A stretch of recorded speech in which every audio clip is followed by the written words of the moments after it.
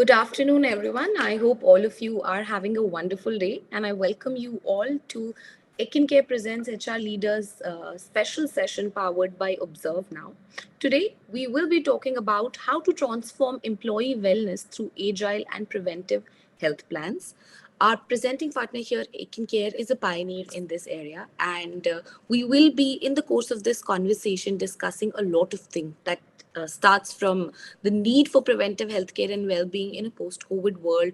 Why, at this point in time, large companies and organizations should be held accountable for their teams' health needs, the importance of high-quality health programs that can drive better outcome at workplaces, and the most important for our speaker's perspective here would also be the role of human resource as a function in building a healthcare program that literally covers all dimensions of their team's healthcare needs.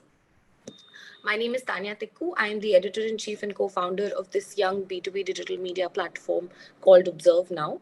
We, as an organization, put together such live thought leadership sessions where I'm fortunate enough to have the opportunity to speak to leaders from all domains and really sit with them to understand how disruptions are happening in their segment. Today, two of our very special guests have agreed to be a part of this conversation. Please allow me to formally welcome our guests for today's session. Uh, First, may I welcome Ms. Pratima Gupta? My Hi, apologies. hi Tanya, hi Rupesh, hi Pragati. Looking forward for Looking forward. energetic discussion. Absolutely. Ms. Pratima Gupta is the AVP HR Talent Management in Human Resource Division at Huawei Technologies in India. Our next guest is Mr. Pragati Kumar, who's the Director HR at AT&T. Hello, Mr. Pragati. Hi. Thank you for joining us. And hi, Pratima. Hi, Tanya. Hello. And now I would like to introduce our moderator for today's session, Mr. Rupesh Balakrishna, who's the Vice President of Marketing at ekincare. Hi, Rupesh. Hey Tanya, hey Pratima, hey Pragati, hey everyone. Hi. Hello. Thank you so much, ladies and gentlemen, to be a part of this conversation today. Quick ground rules on how we're going to run this conversation. The speakers will be engaged in the conversation that I sort of gave you a heads up about. However, this is not a closed door conference. All of you are welcome to give in your thoughts, comments, agreements. Even disagreements are welcome. Please post them wherever you're joining us from. If you're joining us from Zoom, you can post them in the chat box here. If you're joining us from LinkedIn or Facebook, you can put them in the comment section below. And I will be navigating through your questions, thoughts, and comments and passing it across to our moderator.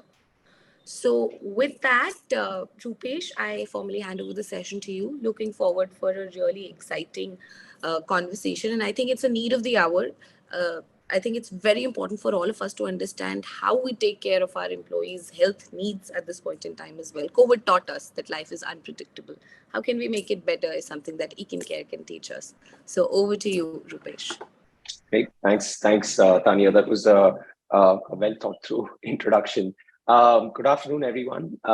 It's the last day of November today. And as we enter one of the best times of the year, at least for me, and I'm sure a lot of people would agree, which is December. And on the business front, December is a good month because people from all professional backgrounds maybe take stock of the year that's gone by, complete their planning cycles for the next financial year. And more importantly, and in the context of today's conversation, they also try to figure a way to spend time with their families and friends. So on that note of December, I would like to welcome you all once again on behalf of everyone on the roster here today for a second webinar in the series of HR leaders powered by ekincare and Observe Now. And as Tanya introduced, I'm Rupesh Balakrishna from ekincare, and I'd love to have a conversation with you all through the chat window. And please feel free to post your questions.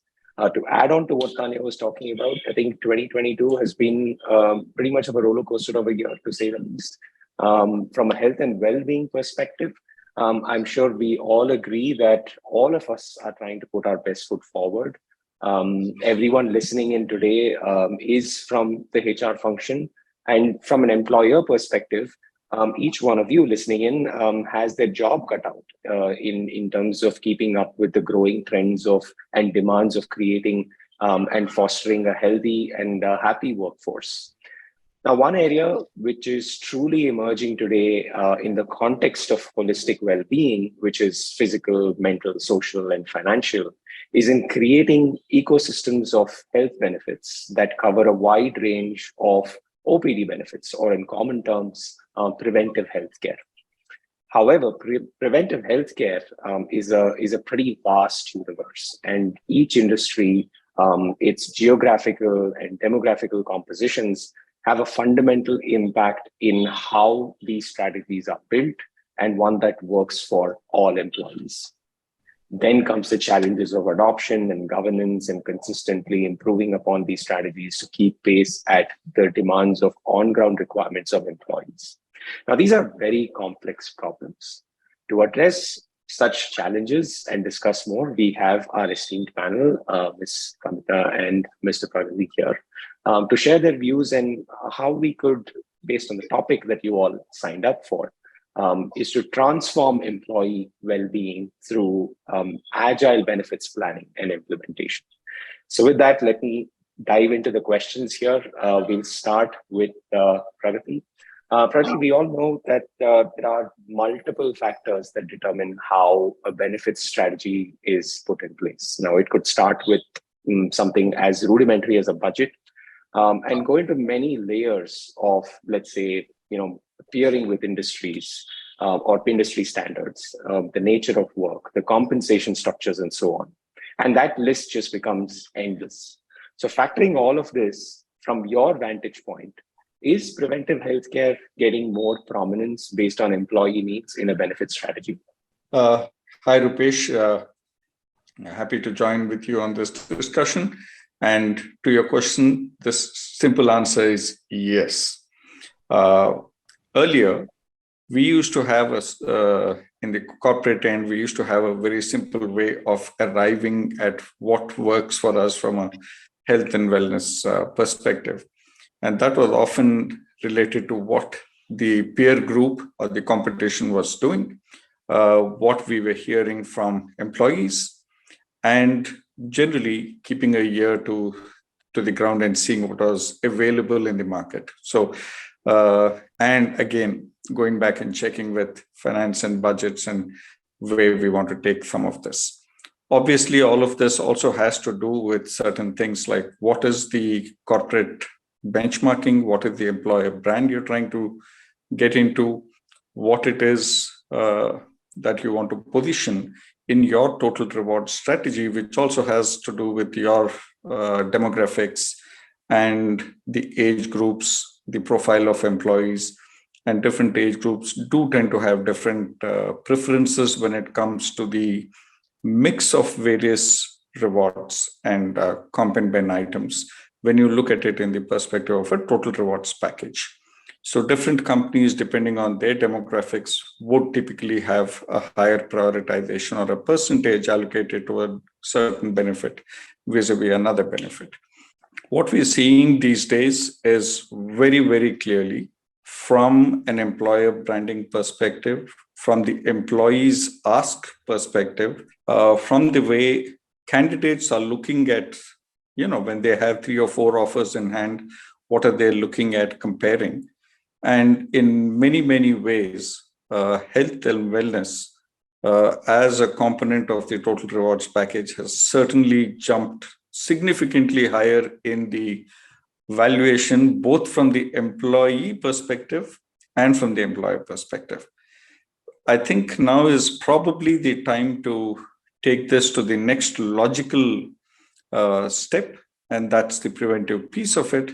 I come from a company that's the world's #1 networking company, and we have moved from monitoring our networks manually with people looking at screens and seeing which servers are down. It used to be the thing when I joined the company long back. And now we don't wait for a network to go down. We do predictive analytics in advance. We estimate which network may go down, and we attend to it, position alternative network routing for it to ensure that the network downtime is minimized. If we can do that for our networks, I'm sure we can do that for our people. And I think there is more and more appetite from both ends for this now. Got it. Got it. Thanks, Pragati. Thanks for setting the context there and also guiding our conversation in a certain sense, right? While you spoke at depth about why this is going to be important and why this is already becoming like table stakes, so to speak, my next question is for Pramita. Right? One of the most common tenets in most health benefits plans or strategies today in organizations is that it hinges or rather even rides a lot on insurance, right? And in fact, the problem with this is that most companies today are relying on insurance to be able to cater to even holistic well-being requirements, right? Whether it is physical, social, financial, so to speak. They're trying to bundle all of this together, and at times maybe even as a checkbox measure for their benefits initiatives. Now, while I'm not alluding to the fact that insurance is not good, that's not what I'm saying. It is important. But Pramita, how does one create like a fine balance while putting together both sides of the world, both therapeutic and preventive healthcare benefits for their employees? Okay, so I think first of all, thanks to Pragati, for keeping the foundation element. That is, today we all are talking about total rewards package, and today's world is more, employee centric than the employer centric. And as the technology is evolving at a breakneck speed, right, and the kind of the world we are in, which is we have moved away from VUCA to BANI world. Brittle, anxious, non-linear, and incomprehensible. And having a balance in BANI world is truly, uh, we don't know how we are going to create this balance. So everyone is trying different mechanisms, different initiatives, different practices to create that kind of ideal, balance between the employees' holistic well-being, I will call it. Okay, so in this field, when you talk about insurance is just, I think we are taking care of only one portion of the risk, and that is also there is a huge gaps is there. So there is a big need, first of all, when I talk about the balance, is in the mindset transformation required in the employer, in the employee, as well as the partners and the vendors, that insurance doesn't ensure a good health, right?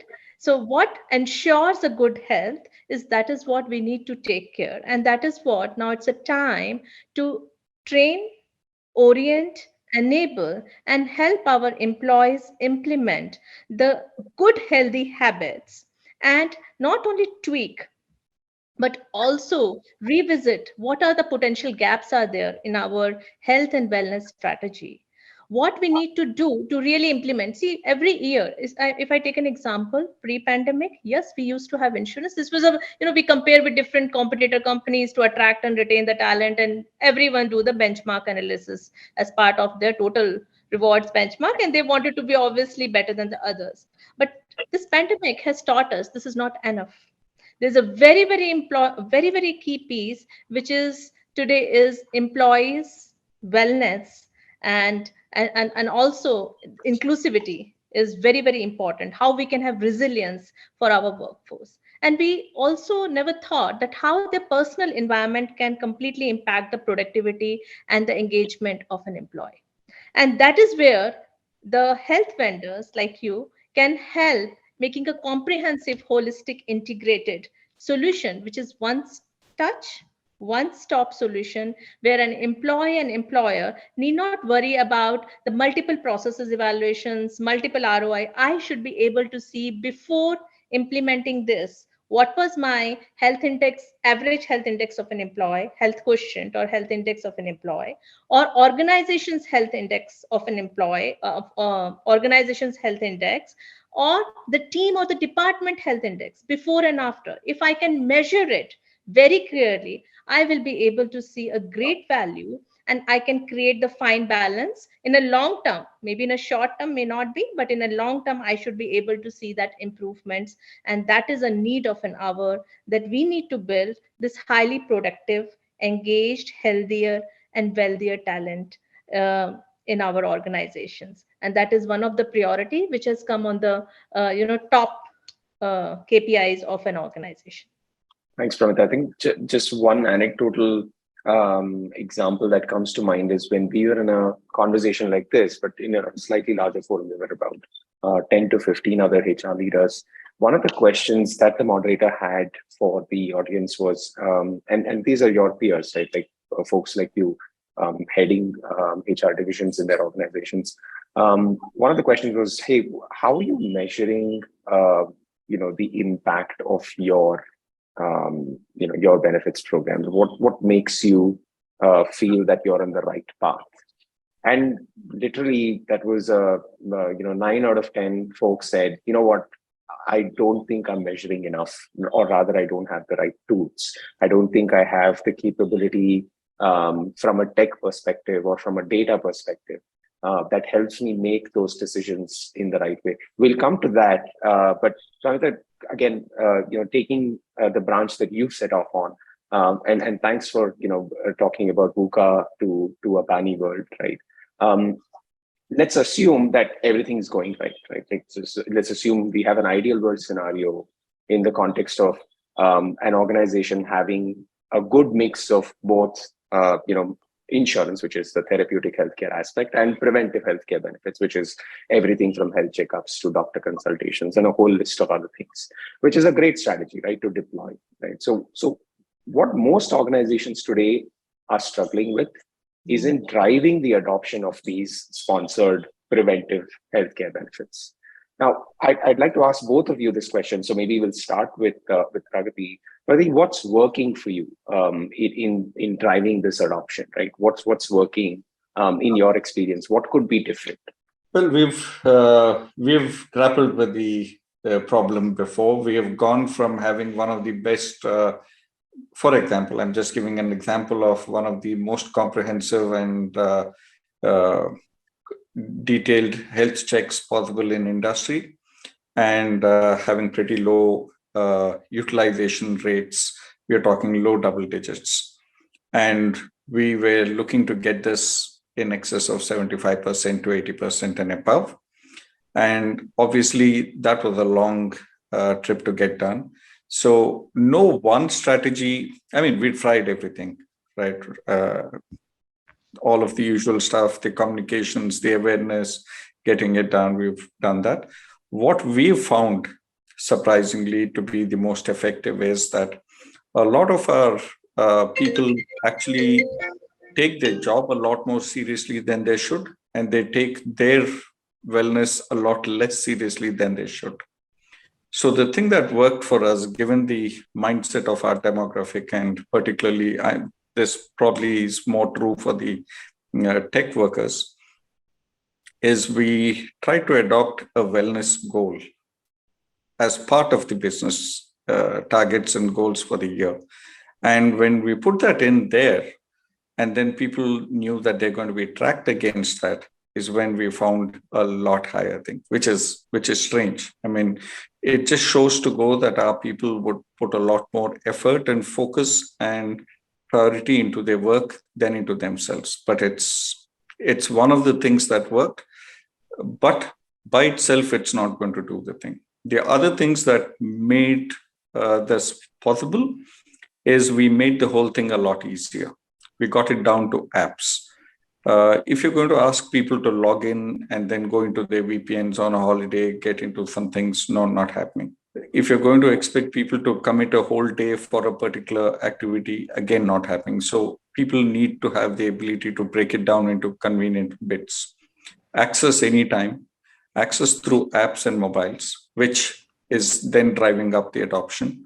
Also, gamifying the whole thing and trying to get the reporting chain involved in competitions and things like which team has lost the maximum weight or what is the score.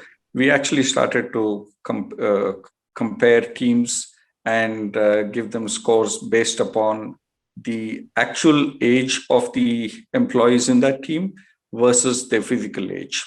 And when you check with the metrics and say, this has got the best outcomes, that is plus an average of plus 1.2 years or minus 3.8 years or whatever, 14. When you're able to quantify it and you're able to set targets, okay, as a team, let's try and get this up by 2 or 3 years next year. So when you try to gamify it, when you try to make it more interesting, you get more people engaged, you bring people in as teams, and then they have WhatsApp groups within that team and trying to say, okay, I'm doing this over the weekend, what are you doing? And let's get together and do something. So I think it's a combination of multiple things that has worked on this. And at the same time, trying to improve the offerings, trying to bundle a lot of offerings, trying to show at a quick glance data showing progress. All of this has helped, and I think this is the way we need to go. Pratima, can you hear me? Okay. Yeah. Yep. Over to you, Pratima. Your thoughts Yeah, picking so up Rupesh, from. thanks. I think Pragati got in good points, and I'm really happy to know that some of the things, which is which I think that should be done in an organization, and they are doing it, and great to hear the impact um, of that. But coming back to our organization and what I have seen, most of the time, somehow we know that health is wealth, right? Health is real wealth. But how many of us today, you know and I think before pandemic or now somehow, I think after pandemic the situation is improved, but we started feeling that the wealth cannot help us achieve the abundance of true health, right? So that shift is very good, at least that mindset shift is happening. Now coming back to the metrics, most of the times I think the health parameters we have not put into our KPIs, right? What gets measured is what gets done. We have made employee wellness strategies, health strategies, total rewards package of what we will offer, but we have not taken it as a very proactive element to really measure the delta. What is whether the average happiness index is improving, whether the average health index is improving or not. So what we were focusing initially is, like as you told, insurance. If that is, we were looking for the participation rate, adherence level from the long term, what is the participant satisfaction, those who have opted for it, or if company has, what is the utilization rate, and what is the perceived value of it. Generally these are the metrics which we were measuring on the utilization rate and the services satisfaction rate. And that is that is not enough. That is just a very very basic elemental thing. And what we should truly focus as a talent centric organization, and what we need to do, so I will talk more on that, because I think Pragati has already covered some of the things. So we are doing things in bits and pieces, not in an integrated holistic manner. We have insurance, we have some wellness benefits like counselor services, doctor services, on the call services, COVID policies, many many things are there, but everything is disintegrated by different partners. We but we want something like one touch, one stock solution today in an integrated manner, whether it is, be it insurance, be it a consulting, and be it a any kind of healthcare or well-being services. When I say well-being, it is not only the professional. Now many people are talking about the well-being also include the financial well-being, and that is a good move. So not only the physical well-being, the mental emotional well-being, and how is the balance is there, because environment is having a greater impact on the employees absenteeism rate or employees productivity and the performance. So keeping that in mind, I think we need to identify these gaps in our current programs and look for a vendor who can provide us the complete integrated approach, including the education awareness enablement. And also I think in terms of metrics, if I talk, I think we need to look into whether employee activity level, not only at an average employee but also the team level. So because we are working in a diverse workforce, right, today, multi-generational, multi-location, and our approach should not be one approach for all. It should be a hyper personalized approach basis the generations which we are having today. Second, basis the risk categories. We don't have a risk categorization of the employee wise basis their health or basis the environment in the situation. So I think the technology should help in the predictive as well as analytical way to give that, we give these kind of insights to the employee to take the charge of their health and bring these habits in them. And that is where I feel some of the very important factor which KPIs which organization can imbibe is, employees health. What are the reduced incidents of negative health events in an employee's journey? And if such events are happening in particular kind of team, what is a real issue? And then take the accordingly the solution around it. The human resource partners should do that. What is the average stress level? Is the employee feel all the time stress? What is the current cost of illness to the benefits program which we are having? What is the absenteeism patterns are there? What are the retention rate, whether it is improved after applying that particular health practice or well-being policy or the initiative or not, whether the productivity and performance have been improved, whether the work culture index has been improved, and that is health and well-being should be taken as one of the most important. Now Gen Z, it is very technology savvy, but many depression cases are coming in this generation. How they will handle this emotional well-being? Are they getting analytics to solve? Are they getting the really the support when they really need it? And are they aware about the risk which is going to happen with them or in their family situations? And I think pandemic has explained us very well how the family's health becomes so important and it impacts us completely, right? So I think it's a time where we do the value on investment analysis from the wellness and the well-being perspective, and we need a one integrated solution. That is what organization look for. And I think with that, I think I understood, and as an individual, as an employee, and as a member of HR team, that time and health are the two precious assets. And if we don't recognize or enable our employees to recognize, to invest in this, then they will be depleted in just fractions of minutes. And that is what we should focus. Thanks, Pratima. I think the bunch of key takeaways there. I think when Pragati spoke about it, as maybe that's a cultural thing, right? We tend to take our jobs a lot more seriously than our own health, and that is deprioritized compared to a whole bunch of other things. And you spoke about a bunch of things, Pratima, around the importance of having something to measure and work towards that. And I think from my question around why is it so difficult to drive up adoption, even though you create as many channels of communication, as many awareness touch points as possible? A lot of companies, and Pragati, I think I totally understand where you're coming from. A lot of companies today struggle in the lower double digit numbers, sub 15%, sub 20%, while factoring in so much from a cost to company perspective. Which leads me to my next question, right? And I think we've taken this path of, okay, now we've thought about adoption, but is it truly going to help us get to where we want to go in terms of whether having a KPI or whether having a holistic approach, an integrated approach? So I've seen a lot of our customers who actively think through all of these aspects, right? When they launch a benefits program, from branding it, branding the entire initiative, to creating governance models and iterating on top of that. And the biggest gap, and like we discussed, is in the utilization metrics, right? And there could be a challenge of perception, perhaps, of the benefits being sponsored in the employee base, which is the end user. Is it truly a benefit or is it something else? And that's where my question to both of you, and maybe we'll start with Pratima, is do you think organizations could change the way health and well-being benefits are branded, administered, monitored, and iterated? Can you really think of health and well-being benefits as an investment? Like, to your point, you actually said that as an investment to attract and retain talent.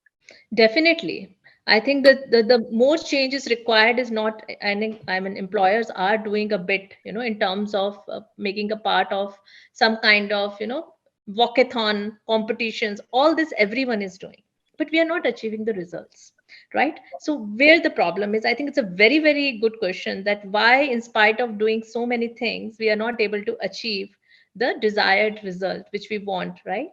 And the desired objective from our workforce. I think the thing lies in the mindset. We are not able to change the mindset of the people that taking care of the preventive and taking proactive actions when the information is with you. Either you have not understood it well, or you have not understood the severity of it or the urgency of it to go for it, and you are ready to go with the risk with, okay, when I become sick or when it happens, then I will see it. But then at that time it is too late. So I think a lot has to be done in terms of really creating a pull than a push. Currently it is given as a one of the benefit, and so they are not able to understand the severity on the severeness what happens. So what we need to do, and it has to be done both the ways, top down as well as bottom up. We need to have somewhere wellness leader, the role models, right?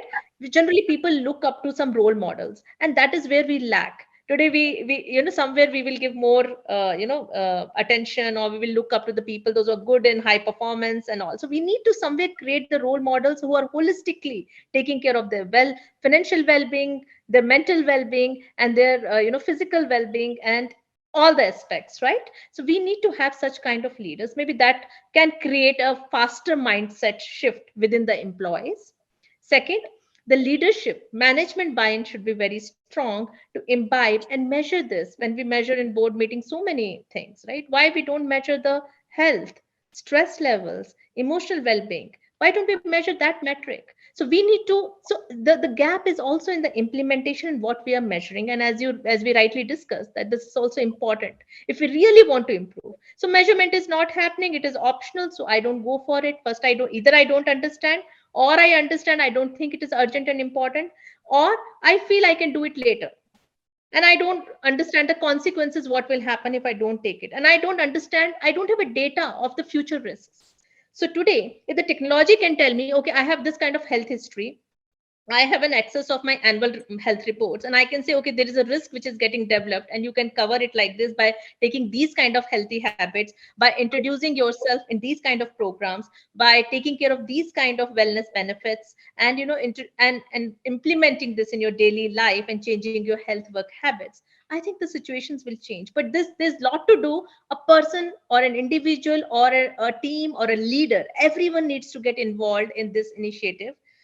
Today, if we wanted to really become a happy workforce, healthy, engaged, highly productive, happy workforce, I think the change needs to be involved from all the sides. And from the vendor's point of view, I will say make it as seamless, as scalable, as simple, and as a single point of contact, so that we can see the delta. Employee can see the delta, organization can see the delta and the value of the money invested, and then the adoption rate will and utilization rate, we can see an improvement. Thanks, Pratima. Pragati, any thoughts around this? Yeah, I think it's all down to a bit about the culture of the company. It starts there. It's about what are you trying to do? What are you trying to prioritize? What is the kind of behavior you want to promote? And what is the kind of care and concern you genuinely have? Now, we have seen, we say a lot of good things in HR about our interest and commitment towards health and wellness. And the same HR team, when you ask them, okay, we got some budget for employee engagement, what are we going to do? So the first thing that comes up is, let's go to the star hotel and have a buffet dinner for everybody.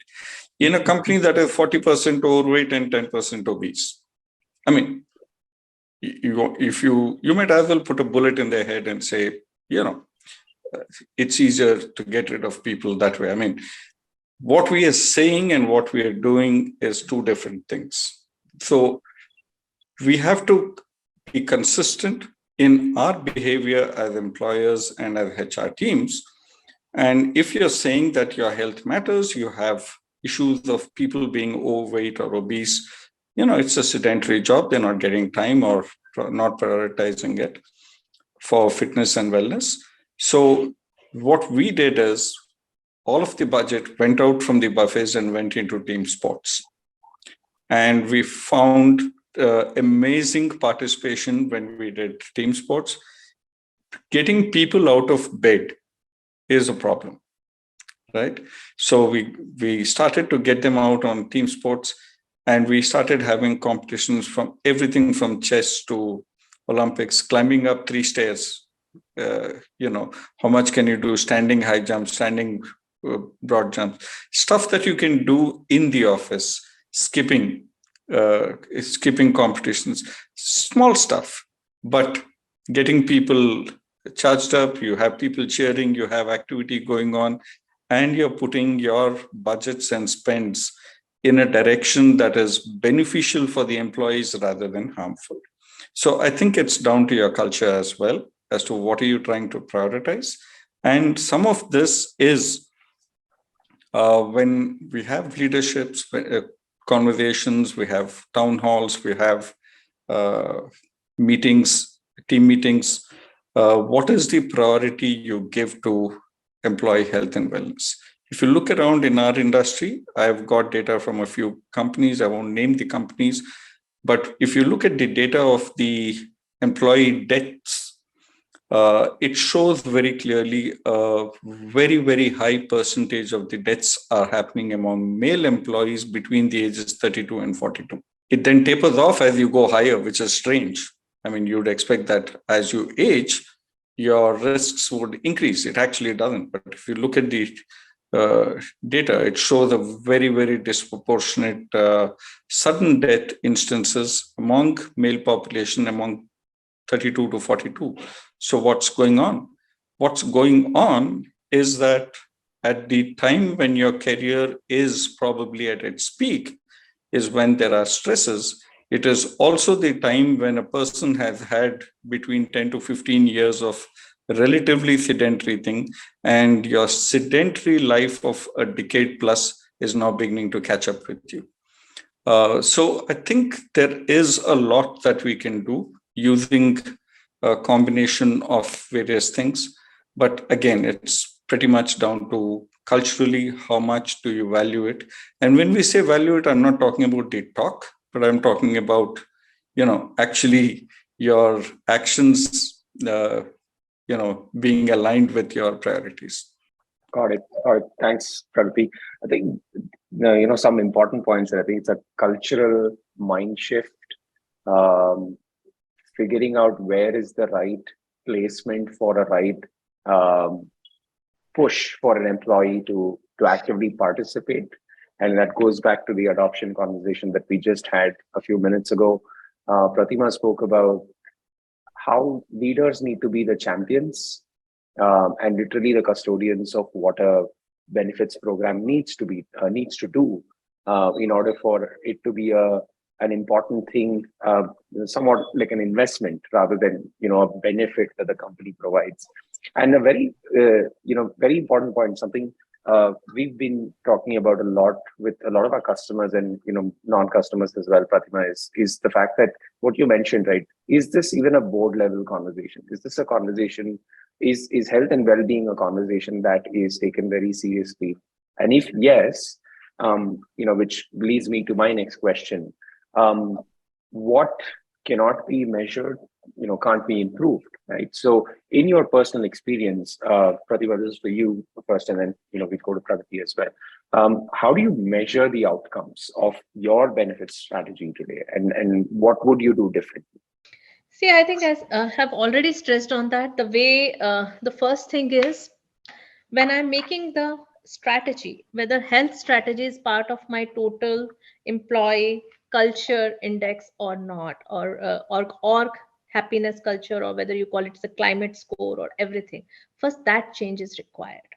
So I will try to bring it as one of the KPI and bring it into the top one of the top KPI, which is not only at the org level to be measured, but it should be also measured at the team level. And each one is responsible for it. Well, if I am a team leader of that particular team, or if I am a department leader, it is one of the change which I need to bring, that I want my team. If I want a better engagement, today it is not anymore, good to have feature. It is Yeah. must to have, because if it's a war of talent, right? It is a more employee centric. So if you don't do something very differentiating, which is very, very important for an employee, what is in it for me? So how I'm differentiating with the other companies? So it is all about, as Pragati told, it is about the culture of an organization. So not by doing a disintegrated activities, by doing some kind of team building event, some kind of walkathon, some kind of health talk, some kind of yoga events. It is a multifaceted stuffs which you need to do. during your overall wellness programs, or you can call it as a team building program or happiness program. I think this is a complete strategy to be in place. That is the first change which I would like to do.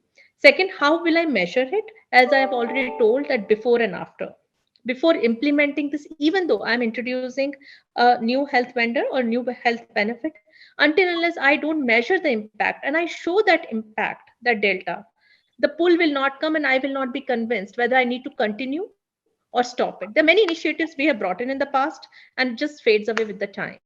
So the problem is in the governance, implementation, and more important is in the measurement. I'm not able to take the value out of it, so that they die away. Every time new initiative I take it, I don't see a value of few people participate, that dies out. So I think lot of waste is happening by doing more. So my focus should be on doing less, but and focusing more on the degree of impact which it is creating. Whether my surveys are health oriented or not, not only from the participation point, is it truly adding value in their life? Are they able to get that balance, and are they risk free? Today, as Pragati also told, about the death rate, the penetration rate of insurance itself in India is only 3.2%. Other day I was attending having some talk. 4%, less than 4% people make their will, and all the money is lying in the unaccounted. So many. So we are not at all conscious. We are just being driven rather driving our lives. So I think till we don't do this change, and personally, I have also learned over a period of time that how much proactiveness and preventive is better than when we do RCA, right? We preventive and corrective actions. I don't know, somehow we have gone into the corrective actions rather than preventive actions, and that is the mindset which we need to bring in, and each one of us think as a leader, as a member, as an employee, in my personal, because these things will impact my personal life, my personal quality of my life journey. So I think there's a lot of changes, a conscious changes needs to be brought in the habits, in the actions, and the pace of actions. Then only we can achieve the desired result of happier, higher, productive, engaged workforce. And that is what I will look for. And from you guys, I think hyper personalization is the key. Currently we are applying, not personalization. It doesn't, that's the reason maybe the pull factor is not coming, because they feel, okay, I don't need it, I am healthy, I'm not going to die tomorrow, why should I do that? Why should I run so much? And there are a lot of stats available why you shouldn't do something. So every information is available in the Google, right? So there is always, so until and unless we really create that need and make the person aware, okay, this is your stats, and it comes from a lot of science and a lot of their own inputs, then only the eyes will open and people will take the initiatives. And that's the reason I again and again say that until unless we don't make it personalized, customized, specific to me, it's difficult to get a better utilization or penetration rate. And I need to have some kind of real case studies where I should see that what is the impact which has happened, and what is a good impact, and what is the negative impact. When I see the data, and then I think I will be bound to take it as a priority, health than over the wealth. Tarek, you wanna step in with your views here? Yeah, everything that Padma just said, agree with that. And again, taking off from when we as a company want to invest or prioritize health and wellness, I think it ought to start from having an audit.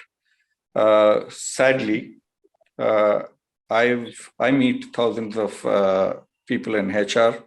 Very few of them, sadly, have adequate information of what needs to be done and what can be done and what's available. So if we need to get to a starting point, the best starting point would be to get an external health and wellness audit.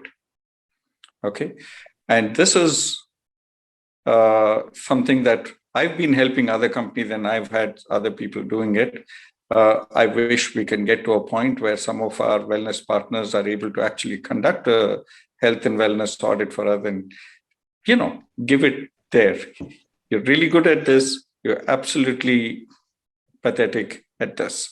With data, with examples, here is where the opportunity is. Small, simple things we miss. We have people talking about how important health and wellness is, and then you go to the pantry, they have pastries lying around there. Okay, small things like Could you have things labeled with calories for all the stuff that you have in the pantry? Could you have healthier options of the food items in the pantry? Could you replace A with a healthier option B? Small things, right? Could you improve the hygiene aspects of where people are sitting? Could you talk about cleaning the certain places, reducing incidents of infections in places? Of course, now people are not attending office in the same old numbers, but still. So if we talk about small things, every little thing that goes into the entire activity of an employee, the routine. Can we have, for example, certain calls, which are global calls, rescheduled at more appropriate timings so that these circadian cycles are not impacted? Do you really want people to wake up at odd hours to attend global calls? I mean, could you not split it into two calls and have it in more things? Small, simple things of that nature will absolutely go a long way to focus your employees and your managers that you're not just talking the talk, you actually have health and wellness of your employees at the heart of everything you do as a company, whether it is engagement activities, whether it is uh, your pantries, whether it is your meals that you offer in your canteens, everything, right? For example, could you replace some of the sugars that are there with something else? Could you replace some of the uh, bottled juices and sodas with natural juices which are low cal? Could you do all of these things and then add up all of the services that we're talking about, which are external, the health checks and the things? So if you do all of that, you would be able to brand your company the way a Volvo brands Volvo cars as safety. Okay, the entire car is designed around being the safest car on the road, right? So here, companies would then be able to talk about this is the place where we focus on health and wellness of our employees and their families. We have the healthiest, happiest, most productive people here. That could become a branding for the company. That could be the employee value proposition. It could be the thing that is attracting and holding your thing, along with a bunch of other things, obviously. But this could be a very strong employer branding aspect as well, if it is done right. And I just would like to add in the Pragati, I mean, if the vendors can provide this predictive, screening, pre-screening and the risk, many things can be avoided and can be handled in time. And that is what, rather than, because our most of the annual health checkup, they don't cover some of the very, very severe diseases, like especially if we talk about, very, very deadly diseases.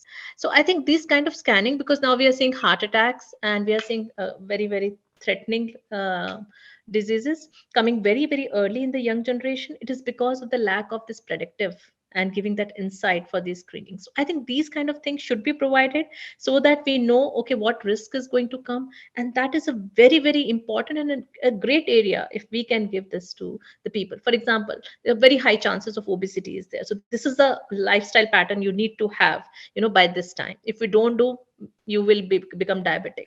And there are many, many studies are there, this in this kind of population, this kind of diseases will come. So I think this kind of insights coming up and a kind of, in the app based, if it comes as a reminder that this is your today's, you know uh, walking steps is you have burned this much calories, and you sedentary lifestyle as Pragati told. And that's how, because we are a sitting job, and now in hybrid, companies who are in the hybrid mode, I think it is more difficult. The temperature, the weather conditions are very different. And how to manage the health of employees in multi-locational places and multi-generation, and to use the same policy.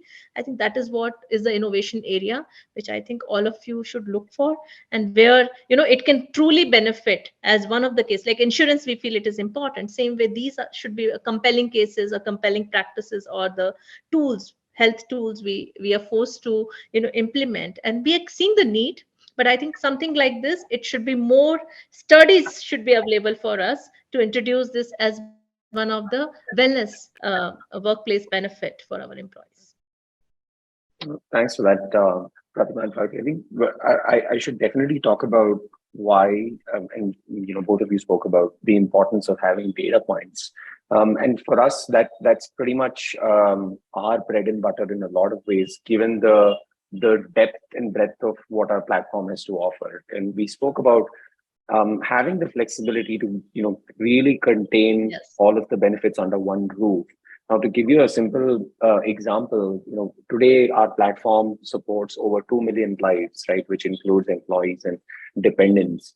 And based on that data, I'll just give you a simple, demographic breakup, right? And our data shows that female employees are availing more of their annual health checkups than male employees. Now, a HR leader can dissect that information in many ways. And we can go several levels deeper, right? Another example is that women employees are actually availing, and this is our universe I'm talking about. So women employees are actually availing more of their dental and vision checkups that are sponsored by their employers than the male counterparts. It's a great indication that women are probably leveraging more preventive healthcare than men, but there are also areas where female employees are actually lagging behind, which is in the number of steps that they are taking, because our platform captures the step counts, the activity count. While male colleagues are doing a lot better, female colleagues are doing a lot lesser. We're also capturing trends like around chronic diseases like hypertension, diabetes, and high blood cholesterol. While it's a lot lesser for female employees, the numbers and the parameters are a lot higher for male employees. And these demographical and surface level conversations can be had in multiple other ways through an integrated platform. So an employee can actually set up a one-on-one doctor consultation on the app with all of these parameters readily available for the doctor to scan through and to give even specialist consultations. I think we have around 80 plus specialities that we cover, and there are over 3,500 specialist doctors available on our platform. So there are so many ways in which a HR leader can actually pull and push different levers to figure out what strategy works best.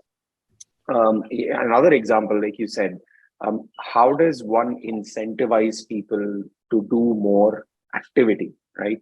And our platform gives an employer, which is a HR leader, and their teams the option to set up these stepathon challenges, right? And it's a customized stepathon for, let's say, for example, Huawei or any other organization to say that, what, I need my employees to do 50,000 steps in the span of 3 days. And if they do that, I will incentivize the person with the highest number of steps, for example. And we actually ran this over a period of time, and over 1 billion with a B. I have a cold, so please excuse my some of the words that I may be pronouncing it wrong. So 1 billion steps were actually recorded on our platform when we ran this in a specific duration of time. So there are several ways in which an integrated platform can actually help. And these were just some examples of what we do. I think we are going to run out of time very soon, and I think this is a good time to jump into some questions. So, Tanya and Observe Now team, can we take some questions from the audience?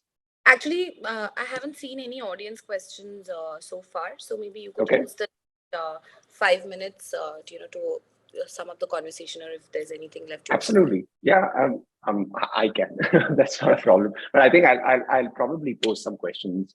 Maybe a very high level question for both of our panelists here today. So let's start with Pragati. Right, we're entering 2023. Pragati, there's so much to look behind from a 2022 perspective. In your mind, as a HR leader, what are the top 3 things that you think should be table stakes for a HR leader thinking about their planning for their employees' well-being? Yeah, the first and most important thing is that we are now going to be permanently in some sort of a hybrid workplace model. I mean, different companies will call it different things, but basically, you are going to have some employees who will be working out of office. You will have some employees working from home, wherever the home is, maybe in a different state, maybe in other parts of the country, wherever. And you'll have some people who occasionally show up in office for specified days in a week or a month, or certain days when they have certain activities or whatever. So you're going to have some sort of a hybrid workplace. And what we now need to do is uh, the first and foremost priority for all of our offerings on the health and wellness is we now need to reduce the number of vendors we have. We need to consolidate these into fewer vendors offering more bundled services. That's one thing. And we need to make sure that everything's available through the mobile apps so that we don't have multiple logins, we don't have multiple access issues. And the reason why we need to do this through apps and we need to go with pan-India vendors for the simple reason is that our service providers would need to support the employee. I may be sitting in Bangalore, and my employee who erstwhile used to be working in Bangalore could now be sitting in Meerut with his family. Another person could be sitting in Cuttack, in Orissa with his family. Somebody is in Pune. And they need to be able to avail all of these wherever they are in the country. And that basically means we need our service providers who are kind of pan-India. And second thing is we need everything to be through mobile apps, and we need a lot of bundled services, and we need to be able to provide all of our services irrespective of location. So it's not going to happen that we have a few empaneled hospitals in our city of work, and therefore they can go to A or B or C hospital. Now they need to be able to go anywhere in the country. So that sort of a reach is the first priority right now, because this is a long-term reality. Nobody's 100% going to come back to office. That's not going to happen anytime. The second big priority is in terms of adding to the list of offerings and showing a net reduction in the claims ratio on insurance. I don't want to go into specific figures, but the additional cost on the wellness solutions is likely to be a lot cheaper than the increase in your insurance premiums if this is properly handled well. Again, simple things like you have a festival gift. What are you giving people for a festival gift? Do you want to give them a wearable thing which they can measure steps and heartbeat and that? Maybe you want to give them sports shoes that they can order online. It is, instead of giving them cakes and dry fruits to eat around Diwali time, can you give people sports shoes maybe? Or maybe a wearable? So I'm talking about all of these things. We need to reimagine the whole portfolio of what constitutes our health and wellness. And never been a better time to do it than now, because everything that could possibly change has pretty much changed, including the mindset of the employees and the employers, the market expectations, the offerings from service providers like yourself. I have seen what ekincare was offering 3 years back. Thankfully, your portfolio has improved and enhanced considerably. I do think there are a couple of few things that could be added to your portfolio. I hope that's going to be coming in as well. But we're seeing this across service providers. We're seeing increased range of offerings. We are seeing increased focus on health and wellness. We are positioning this as our, shall we say, flagship comp and ben item. When we are talking to candidates, when we are talking in terms of attraction and retention, we are trying to position it right up there. So I think it's going to take a lot, but never been a better time than this to reimagine everything we do in the health and wellness space. Thanks, Pragati. Well summarized. Pradima, your thoughts?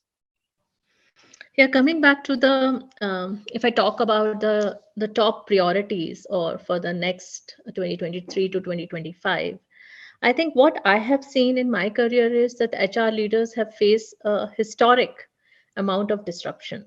Okay, with respect to the kind of changes, the kind of environments we have thrown in, and the timeline from when we plan the things versus the results are expected, actions has been taken. I think the timelines have been becoming shrinker, and the expectation have been increased. So in such an environment where there is a political pressure, there is economic pressure is there, that the talent is scarce, right, and more expensive, where people are having 3 4 offers in hand, and the kind of global supply constraints which are coming. I think the top 3 things which all the HR leaders we are focusing is, first is how to handle the different we need to do the change management in every aspect, from mindset, from the policies, from the benefits, from the way we manage the talent. I think that that's how effectively we do the change management and the organization design. That is the first priority.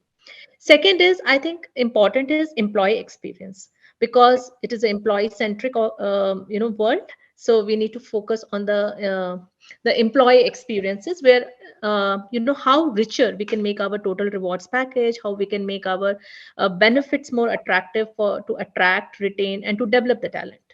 So I think it's very important that how positive employee experience we can have, including the culture.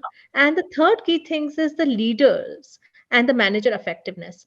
um, our leaders and managers cannot manage the future of work and the new generations talent very well if they don't change their skills and the competence, or they don't change their mindset. I think it is very difficult world going to be. If we really want to achieve the true future of work and get a satisfaction, I think the more we need to work in this leader and manager effectiveness rate.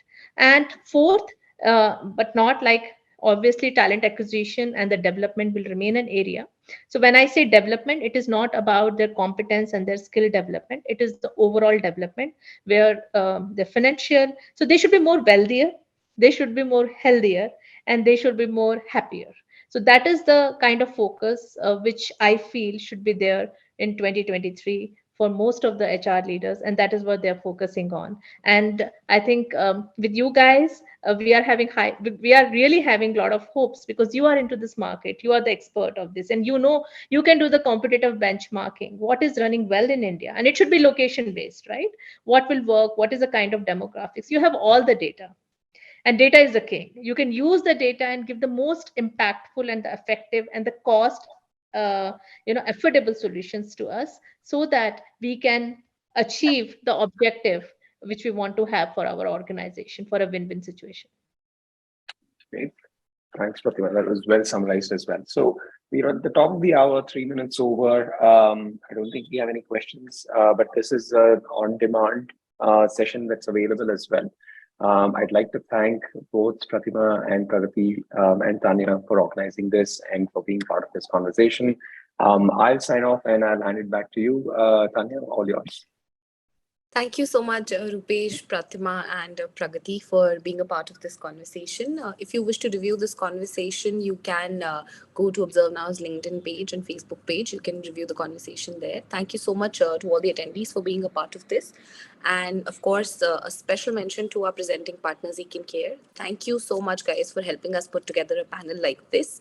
And we shall be soon back with another episode of ekincare and Observe Now health and wealth benefits in this space. Thank you so much. I hope all of you have a wonderful Thanks, day. everyone. It was really enriching. Thank you. Thanks a lot. Thank you Thanks so a lot. much. Thank you. Bye-bye. Bye-bye.